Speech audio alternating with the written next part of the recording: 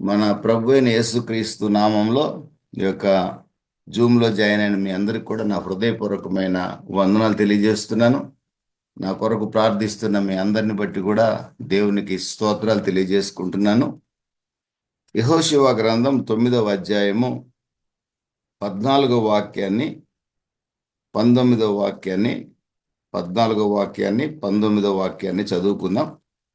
యెహోషువ గ్రంథం 9వ అధ్యాయం 14వ వాక్యం. ఇశ్రాయేలీలు యెహోవా చేత సెలవు పొందకయే వారి ఆహారములో కొంత పుచ్చుకొనగా యెహోషువ ఆ వచ్చిన వారితో సమాధానపడి వారిని బ్రతకనిచ్చుటకు వారితో నిబంధన చేసెను. అదేవిధంగా 18, 19 వాక్యాలు కూడా చదువుకుందాం. సమాజ ప్రధానులు ఇశ్రాయేలీల దేవుడైన యెహోవా తోడని వారితో ప్రమాణం చేసి ఉండిరి గనుక ఇశ్రాయేలీలు వారిని హతము చేయలేదు.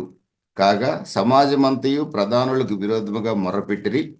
అందుకు సమాజ ప్రధానులందరూ సర్వ సమాజముతో ఇట్లనిరి, మనం ఇశ్రాయేల్ దేవుడైన యెహోవా తోడని వారితో ప్రమాణం చేసితిమి కనుక మనము వారికి హాని చేయకూడదు. దేవునికి మహిమ కలుగును కాక. ప్రియమైన దేవుని బిడ్డలారా, ఈ 2 వాక్యాల్లో 2 సందేశాలు ఇమిడి ఉన్నట్లుగా మనం చూడొచ్చు. మొట్టమొదటిది, యెహోవా సెలవు పొందకయే ఇశ్రాయేలీలు యెహోషువ నాయకత్వంలో గిబియోనీయులతో సంధి చేశారు. నెంబర్ 1. నెంబర్ 2, సంధి చేసిన వారు అంటున్న మాట ఏంటంటే 18, 19 వాక్యంలో మనము యెహోవా పేరిట వారితో సంధి చేసుకున్నాం, ఒప్పందం చేసుకున్నాం, వారిని బ్రతకనిస్తామని హామీ ఇచ్చాము కనుక మనం మాట ఇచ్చాము కనుక తప్పనిసరిగా నెరవేర్చుకుందాము. ప్రియమైన దేవుని బిడ్డలారా, దేవుని యొక్క చిత్తాన్ని తెలుసుకోకుండా గిబియోనీయులతో అంటే శత్రువులు వచ్చి సంధి చేయమని అడిగితే ఇశ్రాయేలీలు సంధికి ఒప్పుకున్నారు. అది వారు చేసిన మొదటి తప్పు. సంధి చేసింది కూడా యెహోవా పేరిటే చేశారు.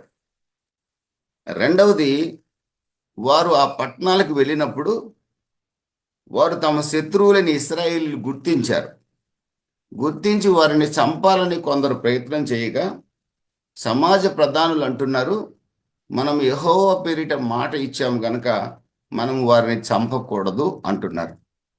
ఈ 2 సందర్భాలను కూడా మనం జ్ఞాపకం చేసుకుంటే క్రైస్తవులుగా మన జీవితంలో ఈ 2 సందర్భాలు మనకు దేనికి ఉపయోగపడతాయి అనే విషయాన్ని ఈ రోజున మనం గమనించవలసిన అవసరం ఉంది. యెహోషువ గ్రంథం 9వ అధ్యాయం అంతా మీరు చదువుకున్నట్లయితే అక్కడ గిబియోనీయులని ఉన్నారు. వారు హివ్వీయ వంశానికి చెందినవారు, హివ్వీయులనే జాతికి చెందినవారు. యెహోషువ యోర్దాను దాటిన తర్వాత దేశాలన్నీ జయించమని దేవుడు యెహోషువని పంపించాడు. వాగ్దాన దేశం అదంతా కూడా దేవుడు ఇశ్రాయేలుకి ఇవ్వబోతున్న వాగ్దాన దేశం.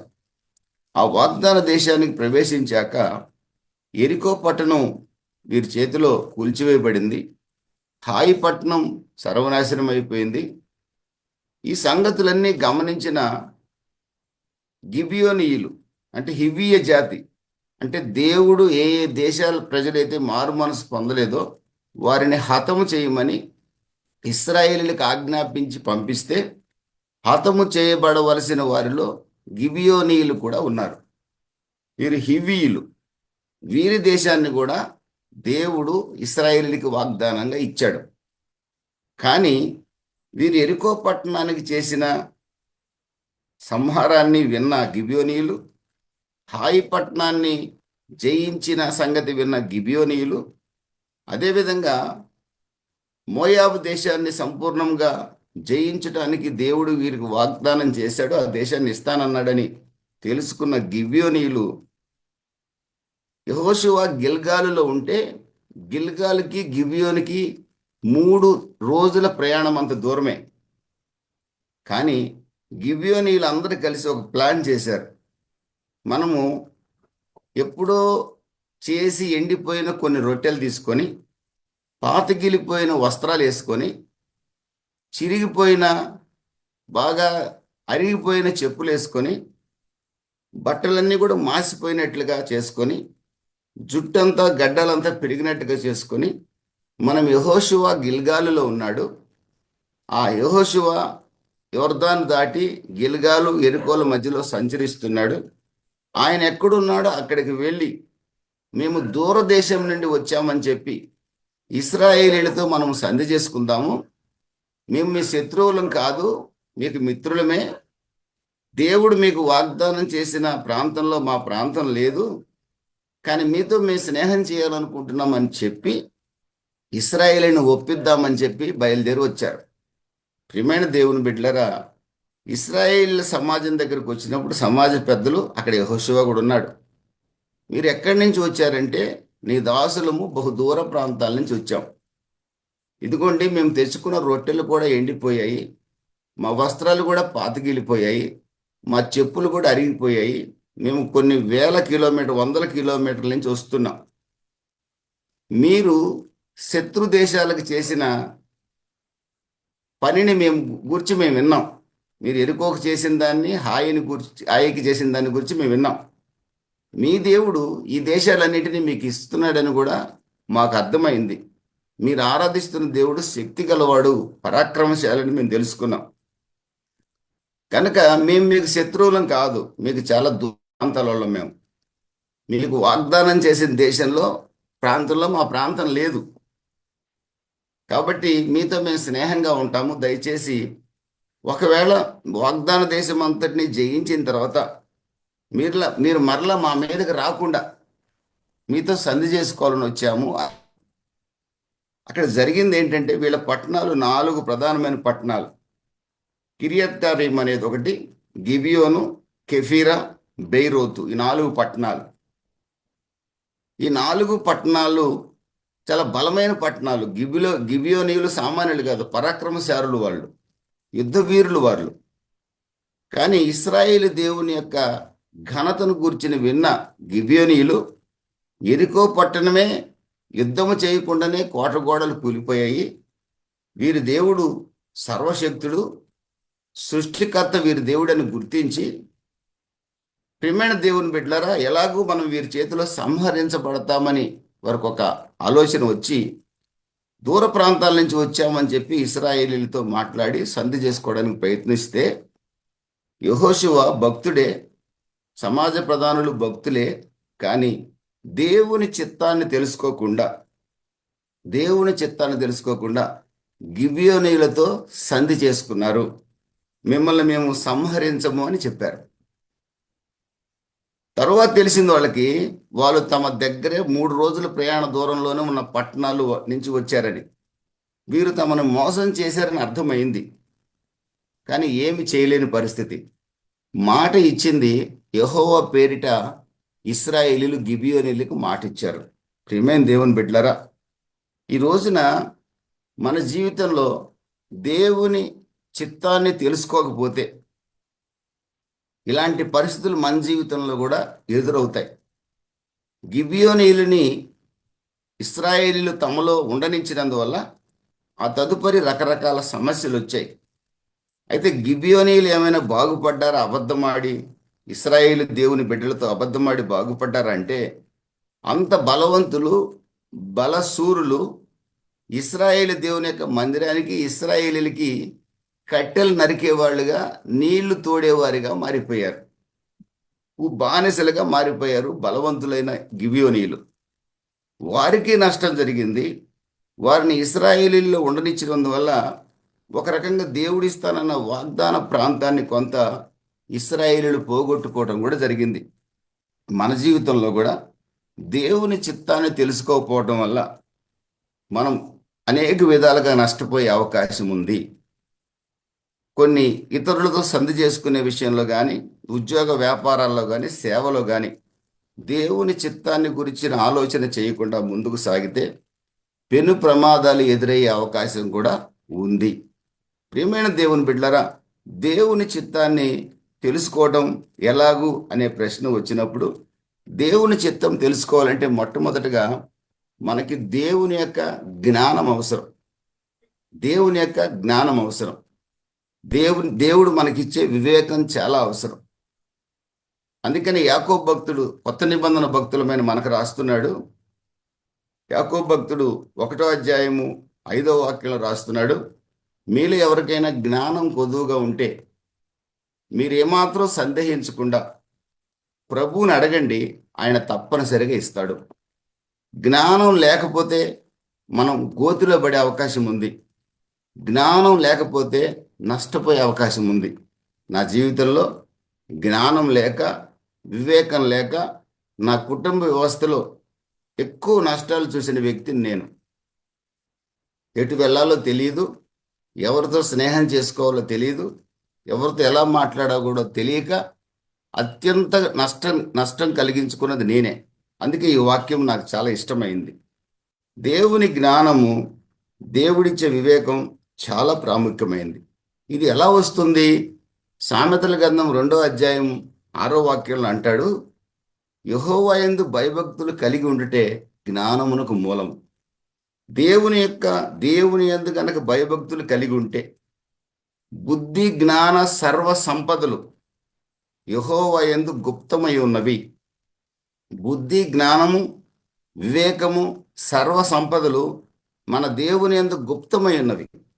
ఆయన యందు గనక భయభక్తులు కలిగి ఉంటే ఖచ్చితంగా దేవుడు మనకు వివేకాన్ని అనుగ్రహిస్తాడు. ప్రియమైన దేవుని బిడ్డలారా, దేవుడిచ్చే వివేకం ఎలా ఉంటుంది అంటే, యాకోబు రాసిన పత్రిక 3వ అధ్యాయము 17వ వాక్యం మీరు ఎవరైనా చదివి సహకరించండి. యాకోబు రాసిన పత్రిక 3వ అధ్యాయం 17వ వాక్యం. అయితే పైనుండి వచ్చు జ్ఞానమును మొట్టమొదట పవిత్రమైనది, తరువాత సమాధానకరమైనది, మృదువైనది, సులభముగా లోబడినది, కనికరముతోను మంచి ఫలముతోను నిండుకున్నది. కనికరముతో మంచి ఫలముతో నిండుకున్నది. 6 లక్షణాలు దేవుడిచ్చే జ్ఞానంలో ఉంటాయి. ప్రియమైన దేవుని బిడ్డలారా, దేవుడిచ్చే జ్ఞానంలో పక్షపాతం ఉండదు. దేవుని జ్ఞానం కలిగిన వాడిలో మోసం ఉండదు. దేవుని జ్ఞానం కలిగిన వాడు పక్షపాతం చూపించడు. దేవుని జ్ఞానం కలిగిన వాడు సమాధానంగానే ఉంటాడు. దేవుని జ్ఞానం కలిగిన వాడు జెంటిల్గా ఉంటాడు, సాత్వికుడిగా ఉంటాడు. దేవుని జ్ఞానం కలిగిన వాడు గర్విష్టిగా, అహంకారిగా ఉండడు. ప్రియమైన దేవుని బిడ్డలారా, అక్కడున్న 6 లక్షణాలు, 7 లక్షణాలు ఉన్నాయి అక్కడ ఇంచుమించుగా. వాటిని చూసినప్పుడు పక్షపాతము లేనిది కూడా. దేవుని జ్ఞానము పక్షపాతం కూడా ఉండదు. ప్రియమైన దేవుని బిడ్డలారా, సంఘ విషయంలోనైనా కుటుంబ విషయంలో అయినా పక్షపాతం అనేది దేవుని జ్ఞానం కలిగిన వాడు చూపించడు. దేవుని జ్ఞానం కలిగిన వాడు మృదువైన వ్యక్తిగా ఉంటాడు. దేవుని జ్ఞానము కలిగిన వ్యక్తి దేవుని మాటలన్నిటికీ లోబడతాడు. దేవుని జ్ఞానం కలిగిన వ్యక్తి పవిత్రంగా బ్రతకడానికి ప్రయత్నిస్తాడు. ఇవన్నీ దేవుని జ్ఞానము కలిగిన వ్యక్తికి ఉండే లక్షణాలు. ఈ జ్ఞానం ఎలా వస్తుందంటే, దేవుని యందు భయభక్తులు కలిగి ఉంటే ఆ జ్ఞానాన్ని సంపాదించగలడు. ఆది కాండంలో మనకు బాగా తెలుసు,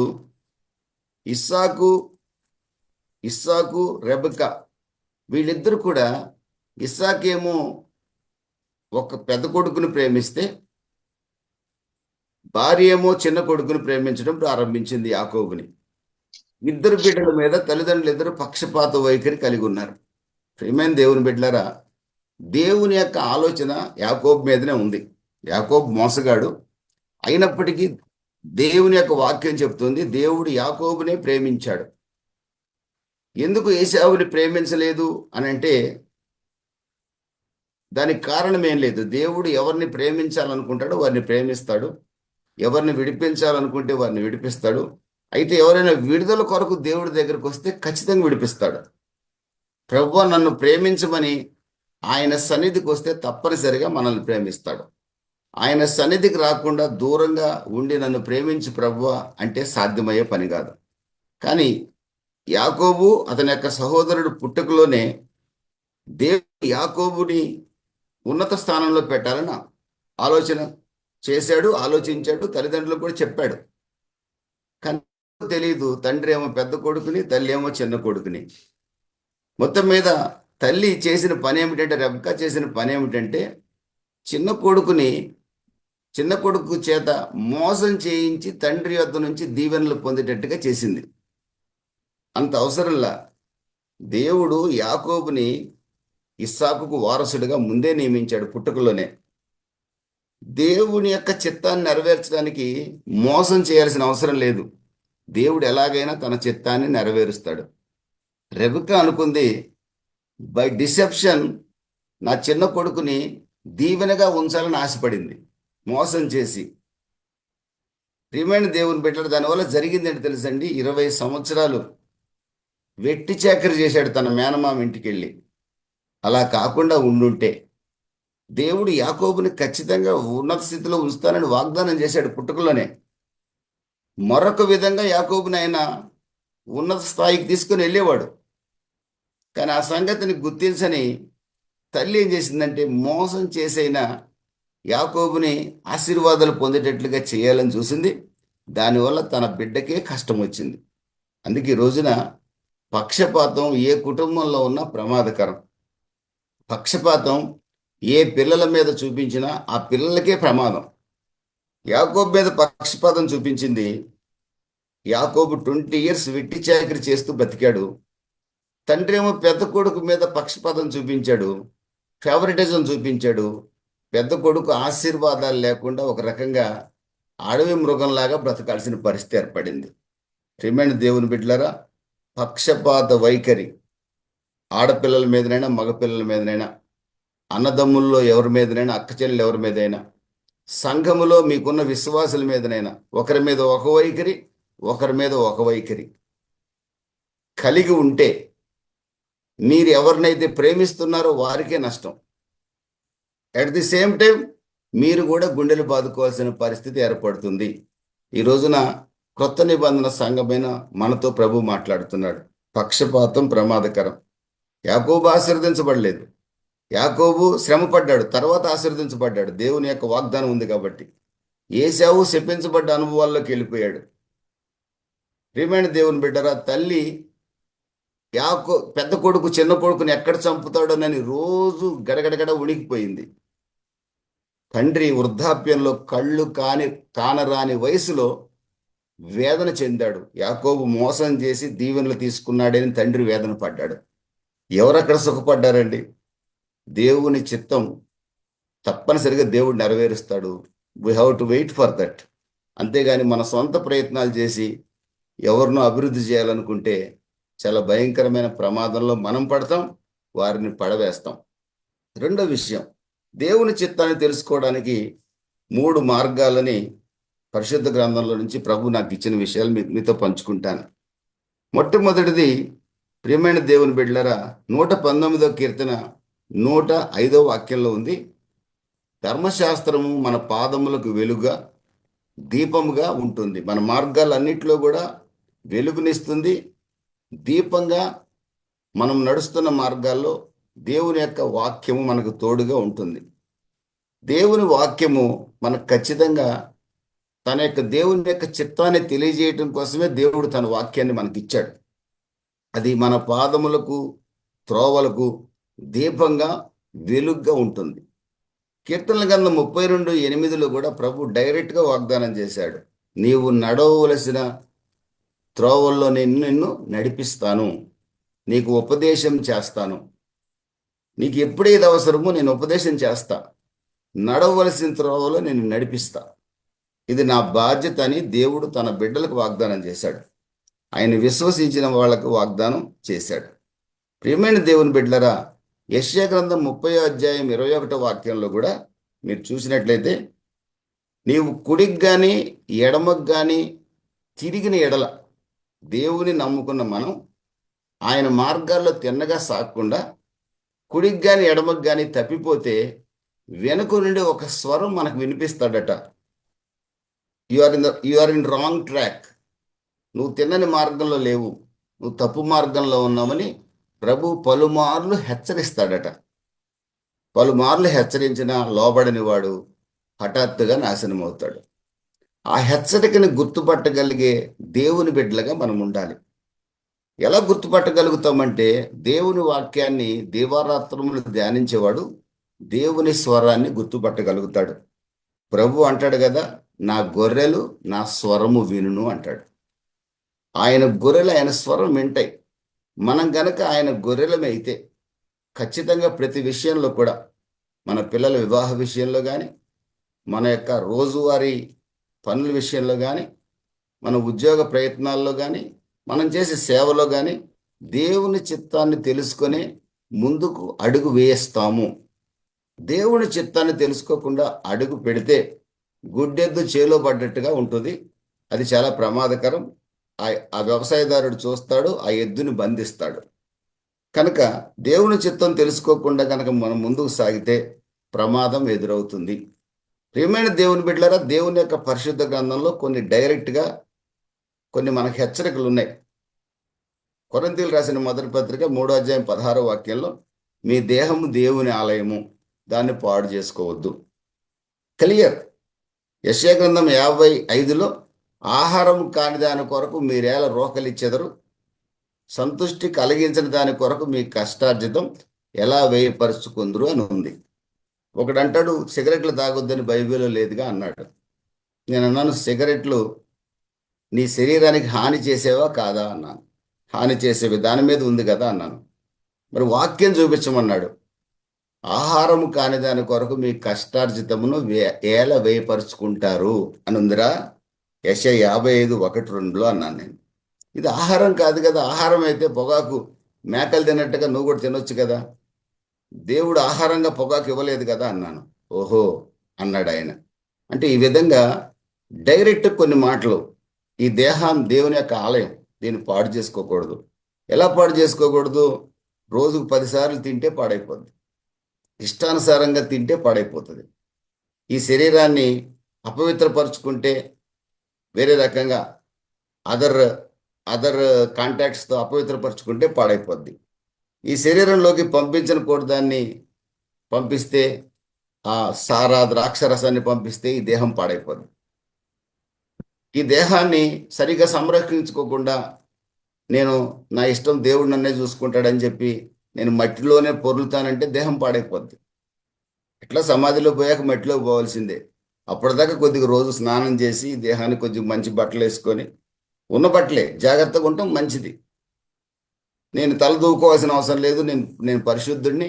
అసలు నేను పౌడరే రాయను, నేను నూనె రాయకూడదు, నా మెడలో అసలు దండలు వేసుకోకూడదు. మంచిది, దండలు వేసుకోపోయి నష్టం లేదు.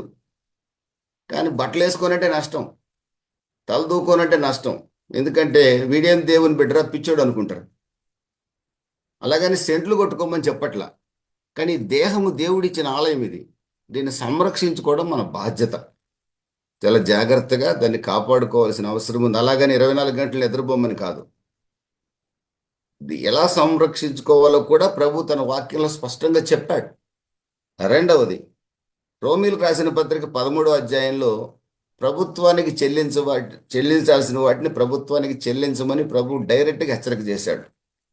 యేసు ప్రభు దగ్గరికి కొందరు వచ్చి అడిగినప్పుడు, హేరోదీయులు పరిసయ్యులు ఎదురొచ్చినప్పుడు, పన్నులు కట్టడం న్యాయమా కాదా అని అడిగినప్పుడు, పన్నులు కట్టాలి అంటేనేమో పరిసయ్యులకు కోపం, కట్టొద్దంటేనేమో హేరోదు రాజుకి సపోర్ట్ చేసే హేరోదీయులకు కోపం. అప్పుడు యేసు ప్రభు ఒక కాయిన్ తీసుకోమన్నాడు. ఆ కాయిన్ మీద ఎవరి బొమ్మ ఉందని అడిగాడు. కైసరు యొక్క బొమ్మ ఉందన్నారు. కైసరివి కైసరికి, దేవునికి అన్నాడు. కాబట్టి దేవుని బిడ్డలమైన మనము ఇప్పుడు ప్రభుత్వాల్లో ఉన్నాం. మనం ఈ ప్రభుత్వాలు వేసే పన్నుల్ని కట్టాలా ఎగ్గొట్టాలా అనే ప్రశ్న వచ్చినప్పుడు వాక్యం స్పష్టంగా చెప్తుంది, we have to pay the taxes. అలాగే మరొక క్రైస్తవుడిని కోర్టుకి లాగొచ్చా? దీనికి డైరెక్ట్ ఆన్సర్ ఉంది. ఈరోజున మ్యాక్సిమం చర్చిల్లో అన్ని కోర్టులుగా ఉన్నాయి. చర్చి ఆస్తులు. నేను మొన్ననే మిర్యాల కూడా వెళ్ళా. ఒక చర్చి క్లోజ్ అయిన చర్చి ముందు షెడ్ వేసి ఆరాధన జరుగుతుంది. ఏం జరిగిందంటే 2 పార్టీలు అయ్యాయంట. ఒక పార్టీ ఒక చోట మీటింగ్ పెట్టుకుంటున్నారు, ఇంకో పార్టీ ఇంకో చోట ఆరాధన పెట్టుకుంటున్నారు. ఒరిజినల్ చర్చి క్లోజ్ అయింది. మహిమకరమైన సంఘం క్లోజ్ అయిపోయింది. తాళాలు వేస్తున్నారు పోలీసు వాళ్ళు. ఏంట్రా అంటే కోర్టుకు లాక్కున్నారు ఒకళ్ళొకళ్ళు, దేవుని ప్రాపర్టీ విషయమై. బైబిల్ స్పష్టంగా చెప్తుంది 1 కొరింథీ 6:5లో, ఒక విశ్వాసికి మధ్య వివాదం కానీ, సేవకుడికి విశ్వాసికి మధ్య వివాదం ఉన్నప్పుడు అన్యులున్న న్యాయస్థానాలకి వెళ్ళకూడదు అని స్పష్టంగా చెబుతుంది. సంఘములోనే వీలైతే, సంఘ సమస్య కాబట్టి సంఘములోనే పరిష్కరించుకోవాలి. ఈ రోజున ఈ వాక్యానికి విరుద్ధంగానే కార్యాలు జరుగుతున్నాయి. కనుక ప్రియమైన దేవుని బిడ్డలారా, ఒక క్రైస్తవుడు దేవుని యొక్క చిత్తాన్ని తెలుసుకోవాలంటే వాక్యాన్ని ధ్యానిస్తూ ఉంటే ప్రభు చిత్తం డైరెక్ట్గా మనకు అర్థమవుతుంది. రెండవది, ఏదైనా ఒక పని మనం ప్రారంభించినప్పుడు మనకి సమాధానం లేదనుకోండి. ఒక ఇల్లు కట్టాలనుకుంటున్నాం పలానా ప్రాంతంలో, మీరు దేవుని బిడ్డలు, మనకు సమాధానంగా మన హృదయంలో సమాధానం లేదనుకోండి, ఎందుకో చికాకుగా అనిపిస్తుంది, ఈ పని ప్రారంభించే బుద్ధి కావట్లేదు అనుకోండి, మన కుటుంబంలో సభ్యులందరం ప్రార్థించినప్పుడు అందరూ సమాధాన హృదయంతో ఉంటేనే ఆ కార్యము దేవుని చిత్తమైన కార్యం. దీన్నే గాడ్స్ కంఫర్ట్ అంటారు. దేవుని యొక్క సేవ చేసే వారికి, దేవుని యొక్క నిజమైన విశ్వాసులకి, దేవుని యొక్క వాక్యాన్ని ధ్యానించే వారికి దేవుడు ఒక పనిని ప్రారంభించేటప్పుడు వారిలో సమాధానం ఆత్మ అనుగ్రహిస్తాడు. ఆ సమాధానం లేనప్పుడు మన పిల్లల వివాహ విషయంలో కానీ, లేదా ఒక ఉద్యోగంలో చేరాలా లేదా అనే సంశయిస్తున్నప్పుడు మనకు సమాధానం లేదనుకోండి, అది మంచిది కాదనిపించింది అనుకోండి, అది దేవుని చిత్తం కాదని అర్థం. కాబట్టి కొలసి 3:15 అంటున్నాడు, కొలసి 3:15 రాయబడింది, దేవుని సమాధానం అట మన హృదయాలలో ఏలుచుండనియాలట. సమాధానం లేకుండా కనుక మనం ముందుకు వెళ్తే ఏ పని విషయంలోనైనా ఖచ్చితంగా ఫెయిల్యూర్ అనేది వస్తుంది. ఏమాత్రం అనీజీనెస్ మనలో ఉంటే, ఒక పని తలపెట్టాలి, నేను పలానా ఊరికి వెళ్ళాలనుకున్నాను దేవుని పని మీద, ఏదో అనీజీనెస్ నాలో ఉంది అంటే ఖచ్చితంగా నేను ఆగిపోవడం బెటర్. లేదు, నేను ఆ ఊరు వెళ్ళటానికి సంతోషంగా ఉంది నా హృదయం అంటే అది దేవుని చిత్తం. అలాగే ఒక ఇల్లు కట్టాలన్నా, ఒక మ్యారేజ్ చేయాలన్నా, పిల్లలకు మ్యారేజ్ చేయాలన్నా, లేదా ఇంకేదైనా సరే ఒక బిజినెస్ స్టార్ట్ చేయాలన్నా చేయగలను అనే ఒక గొప్ప నమ్మకం, ఒక సమాధానం నీ హృదయంలో, అట్ ది సేమ్ టైం నీతో కలిసి ఏకీభవించే నీ కుటుంబ సభ్యుల హృదయంలో కనుక ఉంటే ఖచ్చితంగా దేవుని చిత్తం కనుక ప్రొసీడ్ అయిపోవచ్చు. ఖచ్చితంగా ఆ కార్యము సఫలమవుతుంది. దేవునికి స్తోత్రం కలుగును గాక. దేవుని బిడ్డలు దేవుని సమాధానం హృదయంలో లేకుండా ఏ విషయం కూడా ముందుకు వెళ్ళకూడదు. ఒక విషయాన్ని తలపెట్టినప్పుడు దేవుడు ఆ హృదయంలో నీకు సమాధానం పెడితేనే ఆ కార్యాన్ని ప్రారంభించు. ఆ కార్యం విషయమే సమాధానం లేకుండా ఏదో అనీజినెస్ నీ హృదయంలో ఉంటే ఆ కార్యం ప్రారంభించవద్దు. మూడవది, దేవుని యొక్క చిత్తం ఎలా తెలుసుకోవాలండి అంటే కన్ఫర్మేషన్. ఈ కన్ఫర్మేషన్ ఎలా దొరుకుతుందని అంటే, ప్రియమైన దేవుని బిడ్డలారా, సామెతల గ్రంథం 11:14 వాక్యాలు రాయబడింది, అనేక మంది ఆలోచనలు ఉండుట మేలు అని రాసింది. ఒక్కోసారి దేవుడు మన సేవకుల ద్వారా మాట్లాడతాడు, ఒక్కోసారి విశ్వాసుల ద్వారా మాట్లాడతాడు, ఒక్కోసారి అన్ని జనుల ద్వారా కూడా మనతో మాట్లాడతాడు. మీరు ఈ పని చేద్దాం అనుకుంటున్నారట కదా, మంచిదేనండి అంటాడు. ఒక్కోసారి మీరు ఈ వ్యాపారం ప్రారంభిద్దాం అనుకుంటున్నారట కదా, అదంతా మంచిది కాదేమో, ఇక్కడ కలిసి రాదేమో అంటారు. అన్ని జనులు మామూలు తెలియకుండా అనేస్తారు. కొన్ని సందర్భాల్లో అన్ని జనులు ద్వారా కూడా ప్రభు మనతో మాట్లాడతాడు. ఎందుకంటే గాడిద ద్వారా ప్రవక్త అయిన బిలాముతో మాట్లాడాడు దేవుడు. కానీ బిలాము వినలేదు కనుక, గాడిద మాట వినలేదు కనుక చంపబడ్డాడు ఆ తర్వాత. ప్రియమైన దేవుని బిడ్డలారా, దేవుడు విశ్వాసి ద్వారా, సేవకుడి ద్వారా, అన్యజనుల ద్వారా కూడా మాట్లాడచ్చు. ఒక్కోసారి దర్శనాల ద్వారా కూడా మాట్లాడతాడు. అపోస్తలుల కార్యాలు 10వ అధ్యాయంలో పేతురు హృదయం అంతా సంఘర్షణతో నిండి ఉంది. ఎందుకో తెలియదు. పైనుండి చతుష్పాద జంతువులు దిగొచ్చాయి 3 సార్లు. నేను అందరికీ ప్రభువునని ప్రభు తెలియజేయాలి పేతురికి అని ఒక ఆలోచన. పేతురు యొక్క ఆలోచన ఏంటంటే, యేసు ప్రభు యూదులకే దేవుడు అనుకుంటున్నాడు. కాదు, యేసుక్రీస్తు అందరికీ ప్రభు అని పేతురికి తెలియజేయాలని దేవుని యొక్క ఆలోచన. అందుకని ఒక దర్శనాన్ని చూపించాడు. ఆ దర్శనం ద్వారా మాట్లాడాడు. దర్శనం ముగించబడింది. కొర్నేలి ఇంటి నుంచి కొంతమంది వచ్చారు. పేతురు గారు ఉన్నారా అంటే ఉన్నారు, నేనే పేతుర్ని. కొర్నేలి గారు రమ్మంటున్నారు మిమ్మల్ని, దేవుడు దర్శనంలో చూపించాడంట మిమ్మల్ని పిలిపించమని. అప్పుడు పేతురికి అర్థమైంది, నాకు వచ్చిన దర్శనం యొక్క అర్థం ఇదని. కొర్నేలి ఇంటికి వెళ్ళాడు, లేకపోతే పేతురు కొర్నేలి ఇంటికి వెళ్ళడు. ఒక్కోసారి కొన్ని దర్శనాలు కూడా మనల్ని ముందుకు నడిపిస్తాయి. కొన్ని దర్శనాలు భక్తులకి, ముఖ్యంగా చెప్తున్నాను, వాక్యం బాగా దివారాత్రాలు ధ్యానించే వారి విషయంలోనే ఇది. లేకపోతే కొంతమందికి వచ్చే దర్శనాలు దయ్యాల దర్శనాలు కూడా ఇస్తాయి. వాటిని చూసి ముందుకెళ్తే ప్రమాదం కలుగుతుంది. పేతురు భక్తుడు గనక ఆ దర్శనాన్ని చూశాడు, కొర్నేలి ఇంటికి వెళ్ళాడు, అనేకులు రక్షించబడ్డారు.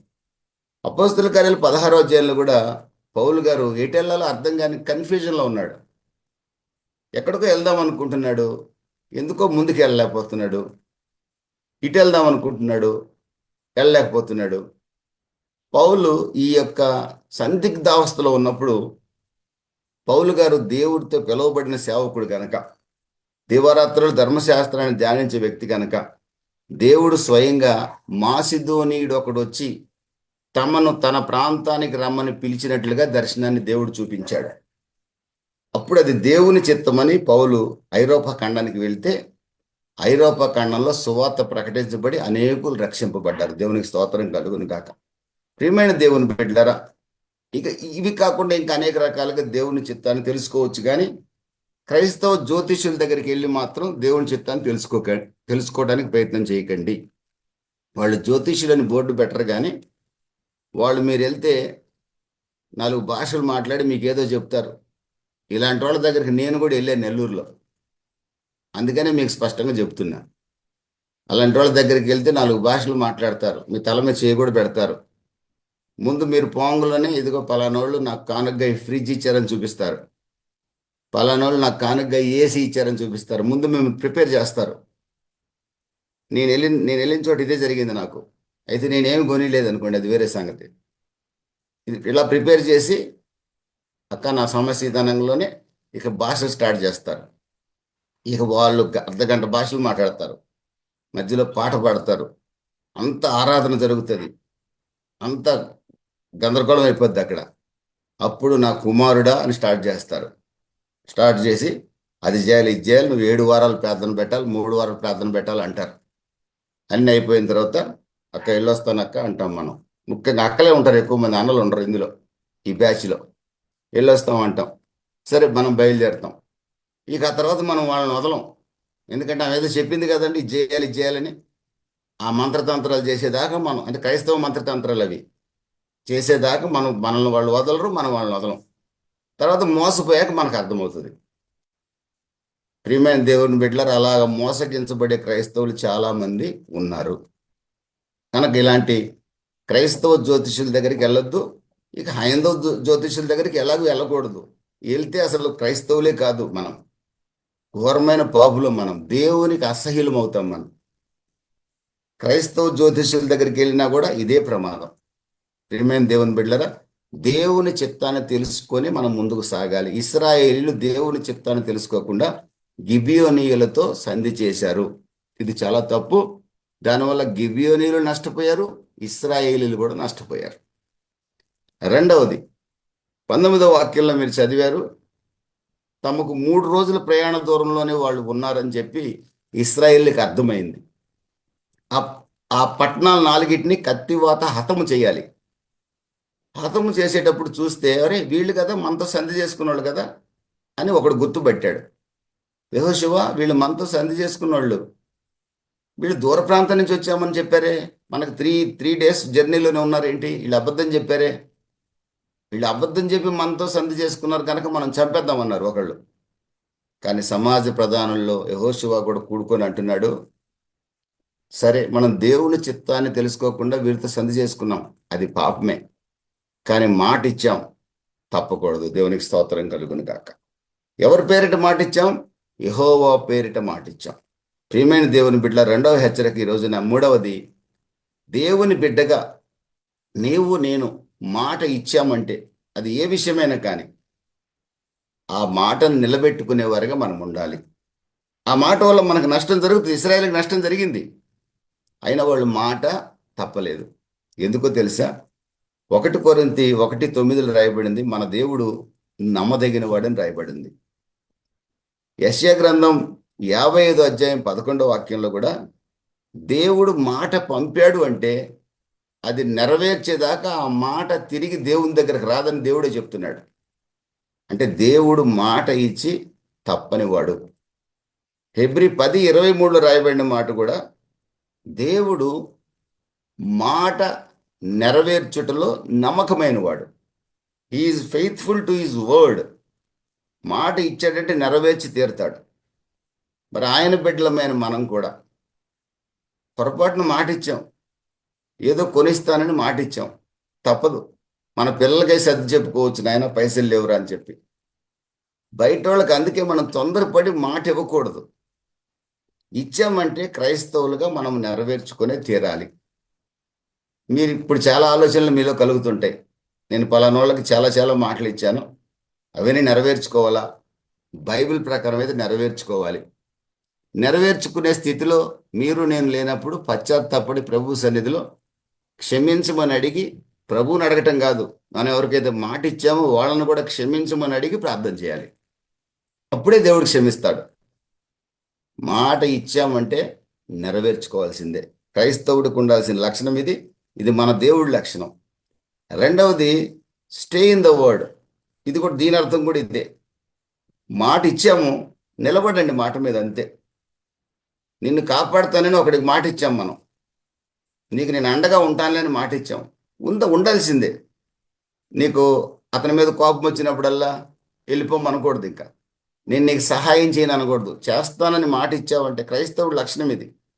సహాయం చేస్తానని మాట ఇచ్చావంటే చేయాల్సిందే, అంతే. మాట ఇవ్వకూడదు ముందు. క్రైస్తవుడు తొందరపడకూడదు మాట ఇచ్చే విషయంలో. వార్త 5:37 ప్రభు చెప్పాడు అదే. ఎస్ఆర్ నో రెండే. ఎస్ఆర్ నో అంటే నిలబడు, నో అంటే నో మీద నిలబడు. కాసేపు ఎస్, కాసేపు నో. ఇది దుష్టుడి నుంచి వచ్చేది, సాతాను సంబంధివి నీవు నేను. ఎస్ అంటే ఎస్, నో అంటే నో. నో అని ఎస్ అనకూడదు, ఎస్ అని నో అనకూడదు. ఇంతకు మించింది సాతాను సంబంధమైన మాట. దేవుని బిడ్డలు సాతాను సంబంధులుగా ఉండకూడదు. God wants us to be reliable. మనం నమ్మకమైన వారిగా ఉండాలని దేవుడు కోరుకుంటున్నాడు. దేవుని స్తోత్రం కలుగును కాక. అది గాడ్స్ క్యారెక్టర్. అలాంటి క్యారెక్టర్ మనం కలిగి ఉండాలని ప్రభు కోరుకుంటున్నాడు. మూడవది, డోంట్ స్పీక్ ర్యాష్లీ. తొందరపడి మాట్లాడకూడదండి. యాకోబు రాసిన పత్రిక 1:21 అంటాడు, స్లో టు స్పీక్, మాట్లాడుటకు నిదానించువారు, వినుటకు వేగిరపడి వారికి ఉండాలి. కొంతమంది సామెతల గ్రంథం 20:25 వాక్యంలో కూడా రాయబడిన మాట ఏంటంటే, రాయబడిన మాట, మొక్కుకున్న దాన్ని ఖచ్చితంగా చెల్లించాలంతే. చాలామంది మొక్కుకుంటారు దేవుడికి కూడా, క్రైస్తవ దేవుడికి కూడా, యేసుప్రభుకి కూడా మొక్కుకుంటారు. కానీ నెరవేర్చడానికి వచ్చే సమయంలో ఏముండదు. అననీయ సప్పీరాలు మొక్కుకున్నారు, కానీ అక్కడికి వచ్చేవరకు అబద్ధం ఆడారు. జరిగిన నష్టం ఏముంది? ఎంత భయంకరమైన నష్టం జరిగింది. మనం కృపాయుగంలో ఉన్నాం కాబట్టి అంత నష్టం జరగదు. ప్రభువుని క్షమాపణ అడుక్కోవచ్చు. ప్రభువా, నీకు 1000 రూపాయలు ఇస్తానన్నాను నేను మందిరానికి, నా దగ్గర 100 రూపాయలే ఉన్నాయి అయ్యా, లేనోడిని అయిపోయాను, క్షమించమని అడగొచ్చు. ఇప్పుడు ప్రభు క్షమిస్తాడు. కానీ మొక్కుకునే విషయంలో చాలా జాగ్రత్తగా ఉండండి. దేవుని స్తోత్రంగా. క్రైస్తవుడి లక్షణాలు ఇవన్నీ. అదేవిధంగా ప్రసంగి 5:2 don't be rash about your mouth. నీ నోటి నుండి తొందరపాటు మాటలు రానియద్దు. తొందరపాటు మాటలు రానియద్దు. జెఫ్తా ఉన్నాడు, న్యాయాధిపతుల గ్రంథం 11 యుద్ధానికి వెళ్తున్నాడు అమ్మోనైట్స్ మీద. యుద్ధానికి వెళ్ళొచ్చు కదండి. వెళ్ళేవాడు ఏమంటున్నాడు, యుద్ధంలో నేను జయిస్తే, నేను వచ్చినప్పుడు నా యొక్క ఇంటి ద్వారబంధం దగ్గర ఫస్ట్ ఏది కనపడితే అది నీకు బలిగా ఇస్తానన్నాడు. యుద్ధంలో జయించాడు. తిరిగి వచ్చేటప్పటికే గేట్ బయట ఆయన కూతురే కనపడింది. ఇప్పుడు కూతురిని దేవుడికి బలిగా అర్పించాల్సిన పరిస్థితి ఏర్పడింది. కొందరు బలి ఇచ్చాడంటారు, కొందరు ఇవ్వలేదంటారు. ఏదేమైనా ఇశ్రాయేలీల గ్రంథాలలో యెఫ్తా అనే వాడిని గురించి రాయబడింది ఏంటంటే, బుద్ధి లేని న్యాయాధిపతి అని రాయబడింది. అంత బుద్ధి లేనోడు ఇశ్రాయేల్ న్యాయాధిపతులు ఎవడూ లేడంట. ఏమంటే అతను మేకనో గొర్రెనో బలిగా ఇస్తానని ఒప్పుకోవాలి, కానీ అతిగా పోయి నా ద్వారబంధం దగ్గర ఏది కనపడితే అది బలిగిస్తానంటే బుద్ధి లేని మాటలు క్రైస్తవుడికి తగవు. నాలుగవది, మనం మాట్లాడేటప్పుడు చాలా తూకం వేసి మాట్లాడాలి. చాలా తూకం వేసి మాట్లాడాలి. ప్రొవెర్బ్స్ 13:3 రాయబడిన మాట, ఒక్కోసారి మనం మాట్లాడట నాశనాన్ని తీసుకొస్తాయట. ప్రియమైన దేవుని బిడ్డలారా, పేతురు చాలా అతి. అందరూ నన్ను విడిచిపోతారని యేసుప్రభు చెప్తే, అందరూ విడిచిపోయినా నేను పోనన్నాడు. పొరపాటును కూడా నీకు నేను దూరంగానన్నాడు. అన్నవాడు ఒకే రోజు 3 సార్లు అబద్ధం ఆడాడు. యేసుప్రభు ఎవరో నాకు తెలియదని అబద్ధం ఆడాడు. ప్రియమైన దేవుని బిడ్డలరా, అందుకనే సూపర్లేటివ్ వర్డ్స్ అంటారు వీటిని. అతి మాటలు మాట్లాడకూడదు. క్రైస్తవుడికి అతి తగదు. ఈ రోజున చాలా మంది అతి ఎక్కువ, క్రైస్తవుల్లోనే ఎక్కువ. ఒక చిన్న ఎగ్జాంపుల్ ఏంటి, ఒక పాస్టర్ గారు నాతో ఎప్పుడు అనేవాడు, నేను పొరపాటును కూడా తప్పు చేయను అనేవాడు. నాకు బాగా గుర్తు అతను. సరేలే అనుకునేవాడిని, ఎప్పుడు పడతాడో కదా అనుకున్నాను నేను. ఒక 10 సంవత్సరాల తర్వాత నాకు తెలిసింది ఏంటంటే, ఆయన ఏ మినిస్ట్రీలో అయితే సేవ చేస్తున్నాడో ఆ మినిస్ట్రీ హెడ్ దగ్గరికి ఒక లేడీ వెళ్ళి, మీ మీ మినిస్ట్రీలో పాస్టర్ గారు నన్ను రెండో పెళ్లి చేసుకున్నాడని ఫోటో చూపించింది, భార్య బతికుండగానే. పెద్ద పిల్లలు కూడా ఉన్నారు ఆమెకంట. అప్పుడు ఆ మినిస్ట్రీ హెడ్ ఆ పాస్టర్ని వెలేసాడు సంఘం నుంచి. అందుకని నేను ఎప్పుడు తప్పు చేయను అనేది పొరపాటు. మనం నిత్యము తప్పులు చేస్తూనే ఉంటాం. పశ్చాత్తాపడటం ఒకటే మార్గం. దేవునికి స్తోత్రం కలుగును కాక. ఫైనల్గా మన మాట ఎలా ఉండాలంటే, యాకోబు రాసిన పత్రిక 4వ అధ్యాయం 13 నుండి 16 వాక్యాల్లో, నేను వ్యాపారానికి వెళ్తున్నాను, అక్కడికి వెళ్తున్నాను, ఇక్కడికి వెళ్తున్నాను, దేవుని చిత్తమైతే నేను వెళ్తాను, దేవుని చిత్తం కాకపోతే నేను వెళ్ళను. ఏది ఎక్కడికి బయలుదేరినా, ఏ పని మొదలుపెట్టినా దేవుని చిత్తం అయితే, దేవుని చిత్తం అయితే నేను ఇది చేస్తాను, అది చేస్తాను. దేవుని చిత్తం అయితే నేను చర్చి కడతాను, దేవుని చిత్తం అయితే నేను సంఘం నడిపిస్తాను, దేవుని చిత్తం అయితే నేను సువార్త చేస్తాను, దేవుని చిత్తం అయితే నా కుమార్తె వివాహం చేయాలని ఉంది, దేవుని చిత్తం అయితే ఈ సంవత్సరం చేస్తాను. అలా కాదు ఇప్పుడు మాట్లాడేది. ఈ సంవత్సరం చేసేస్తాను నా కూతురుకు మ్యారేజ్, నా కొడుకు మ్యారేజ్. సూపర్లేటివ్ వర్డ్స్ క్రైస్తవుడికి తగవేవి. ప్రియమైన దేవుని బిడ్డలరా, ఇవి ఒక రకంగా మనకి హెచ్చరికలు, కొత్త నిబంధన సంఘానికి హెచ్చరికలు. ఈ హెచ్చరికల్ని చాలా జాగ్రత్తగా గుర్తుపెట్టుకోవాలని ఆశపడుచున్నాను. కానీ ఇక మీదట ఈ ఈ మాటలు చాలా జాగ్రత్తగా గుర్తుపెట్టుకొని ప్రవర్తించాలనే ఆశతో నేను ఈ వాక్యాన్ని సిద్ధం చేసుకున్నాను. దేవునికి స్తోత్రం కలుగును గాక. ఇవి మీకు కూడా ప్రయోజనం కలిగిస్తాయని నమ్ముతున్నాను.